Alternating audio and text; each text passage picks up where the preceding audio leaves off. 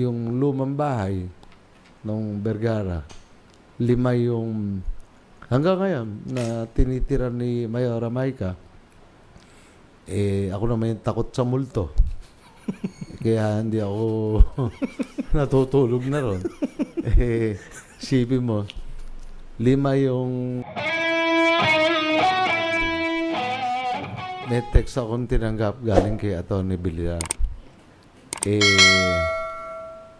Yung tao, talaga namang tayo'y nabubuhay, tayo'y pinapanganak para tayo'y dumating din doon sa huling hantungan.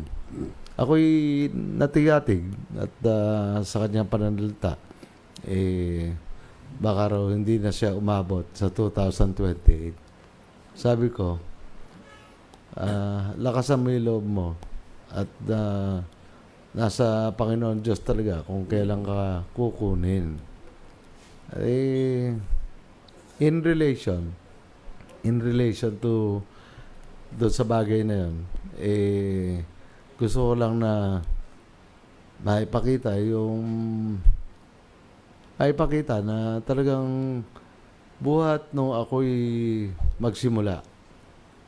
Hindi man ako nagpunta sa mga patay, sa mga burol, ospital, dahil na masyadong nababagabag yung aking kalooban dun sa pagpunta. Makikita mo umiiyak yung mga kaibigan mo, makikita mo na yung mga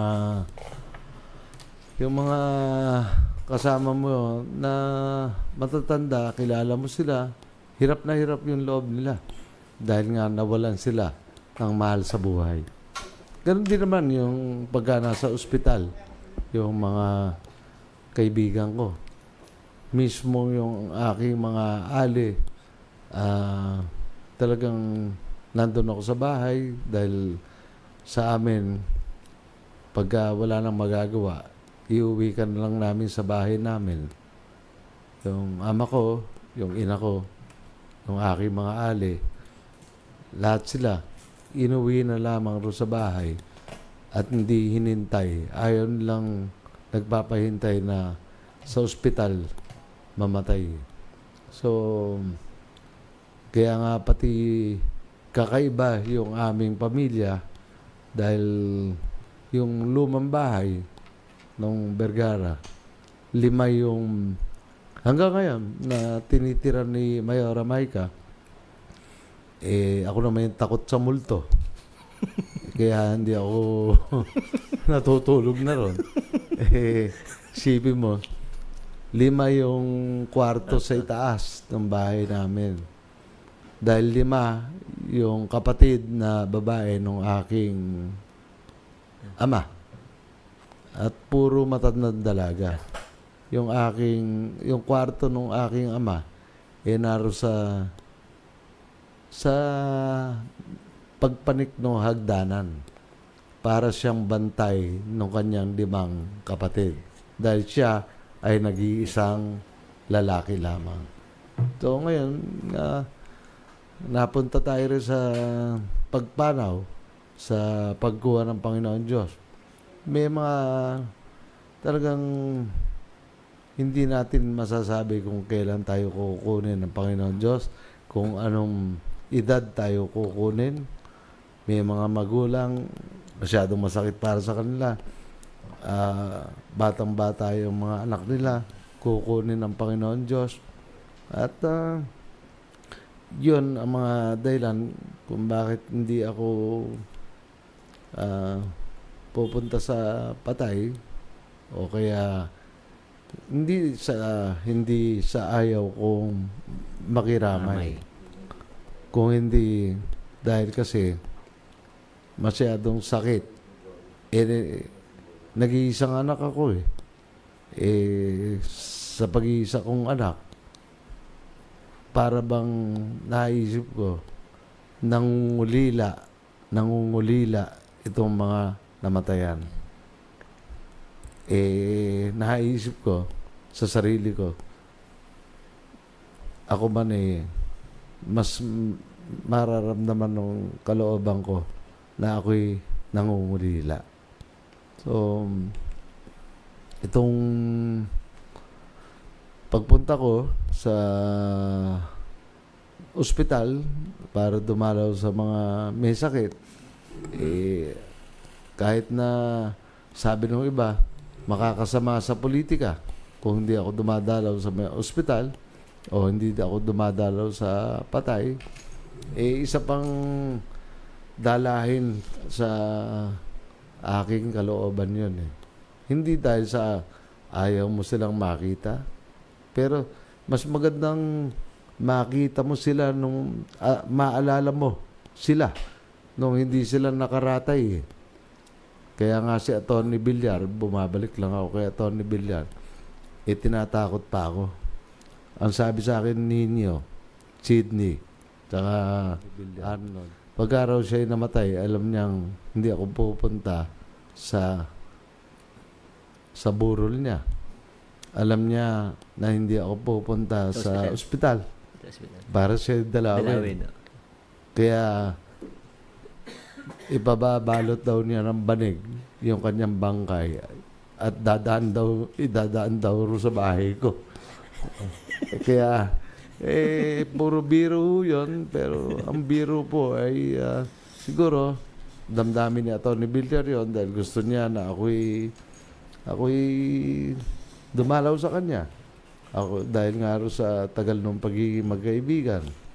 Hindi lang siya, kundi yung kanyang ama na naging kung sabihin ko bata nung aking tatay dahil kasi nung Board of Trustee ang papa ng Wesleyan, karaniwang security guard yung ama ni Atty. Villar.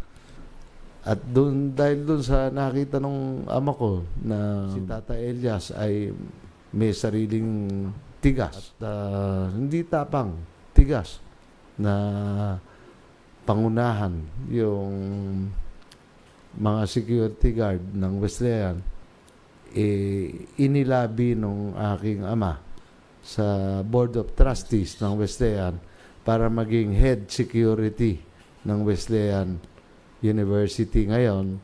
Noon, Wesleyan College, ngayon Wesleyan University, yung ama ni Atty. Villar. Kaya, kung tutungayan po ninyo, makikita nyo, meron naman akong panata. Lahat, buhat nung 27 taon na nakakaraan, ako'y dumadalaw sa puntod. At sa pagdalaw ko sa puntod, ako'y nakamotorsiklo dahil pag magkokotse ko, hindi ako aabot. At nung mga unang panahon, nung maliit pa ang Kabanatuan, nung aanim pa lang ang simenteryo natin, kaya ko na nicho por nicho. Ang ginagawa ng mga taga-Kabanatuan, dadalin ako doon sa puntod nung kaibigan ko, nung kaibigan ng aking ama, anak nila, apo nila, at sasabihin, eto Eka J, yung tinulungan mo sa ospital, eto Eka J, yung tinulungan mo sa pagbabayad sa serbisyo. At ito yung mga ito yung nung nakaraang taon, pagdalaw ko na yan, sa hapon na yan, sa Bihandre yun, umuulan, ako'y tuloy-tuloy yung aking pagdalaw. Kaya nakakatuwa man, makita mo, si Kapitan Medina yon ng Mayapyap Sur. Wala akong pinipili. At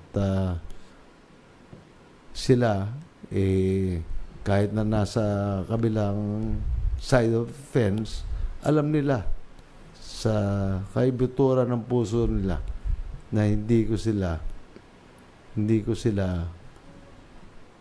wala akong ginawang masama sa kanila. Si Kapitana Medina yung isa na yun eh.